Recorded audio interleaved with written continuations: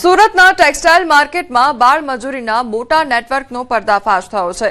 ઉદયપુર એએસટીયુ અને રાજ્ય બાળ આયોગની સંયુક્ત કાર્યવાહીમાં 84 બાળકોને રેસ્ક્યુ કરવામાં આવ્યા છે, તો પૂર્ણા વિસ્તારમાં સીતારામ અને મુક્તિધામ સોસાયટી સહિત 6 સ્થળોએ દરોડા પાડી બાળકોને મુક્ત કરવામાં આવ્યા।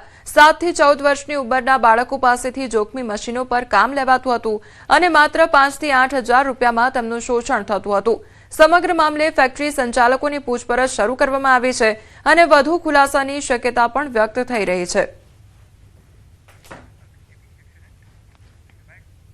અમદાવાદના રોપડા બ્રિજ પર અકસ્માત સર્જાયો અને 2 ટ્રક વચ્ચે અકસ્માતમાં એકનું મોત નીપજ્યું છે। અકસ્માત થતાં એક તરફનો રસ્તો બંધ થયો તો પોલીસ ઘટનાસ્થળે પહોંચી અને તપાસ શરૂ કરી છે। તો અકસ્માતની આ ઘટના સામે આવી છે કે જ્યાં 2 ટ્રક વચ્ચે અકસ્માત સર્જાયો હતો। અકસ્માત સર્જાવાને કારણે ટ્રાફિક જામની સમસ્યા પણ સર્જાઈ હતી। તો રોપડા બ્રિજ પરની આ ઘટના સામે આવી છે કે જ્યાં 2 ટ્રક વચ્ચે અકસ્માત સર્જાયો હતો। તો અકસ્માત સર્જાતા ટ્રાફિક જામની સમસ્યા પણ સર્જાઈ હતી। એક બાજુનો જે રસ્તો છે તે પણ બંધ કરવામાં આવ્યો હતો। ચોટીલા તાલુકાના સાંગાણી ગામ નજીક મોડી રાત્રે માર્ગ અકસ્માતની ગમખ્વાર ઘટના બની। ટ્રાફિકથી સતત ધમધમતા રાજકોટ અમદાવાદ નેશનલ હાઈવે પર ગંભીર માર્ગ અકસ્માત સર્જાયો હતો। અકસ્માતમાં 4 લોકોના મોત થયા હતા, જ્યારે આશરે 10 જેટલા લોકો ઇજાગ્રસ્ત થયા છે।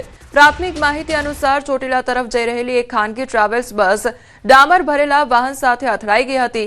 કહેવામાં આવી રહ્યું છે કે ડામર ભરેલા વાહનનું ટાયર અચાનક ફાટી જતા પાછળથી આવી રહેલી ટ્રાવેલ્સનો ચાલક સ્ટીયરિંગ પરથી કાબુ ગુમાવી બેઠો હતો અને બસ ડામર ભરેલા વાહનના પાછળના ભાગ સાથે ધડાકાભેર અથડાઈ ગઈ હતી। અથડામણ બાદ ટ્રાવેલ્સમાં શોર્ટ સર્કિટ સર્જાતા આગ લાગી ગઈ હતી। મહત્વનું છે કે અકસ્માત બાદ હાઈવે પર અફરાતફરીનો માહોલ સર્જાઈ ગયો હતો અને મુસાફરોમાં નાસભાગ મચી ગઈ હતી। ઘટનાની જાણ થતાં જ સ્થાનિક પોલીસ, ફાયર બ્રિગેડ અને વહીવટી તંત્રની ટીમો તાત્કાલિક સ્થળ પર પહોંચી આવી હતી અને પાણીનો મારો ચલાવીને આગને કાબૂમાં લીધી હતી। જો કે આ ઘટનામાં બસ આખી બળીને ખાખ થઈ જવા પામી છે। સમગ્ર મામલે પોલીસે હાલ વધુ તપાસ હાથ ધરી છે। બસને ખટારા પાછળ ભટકાણી તેનાથી એક્સિડન્ટ થઈ ગયું।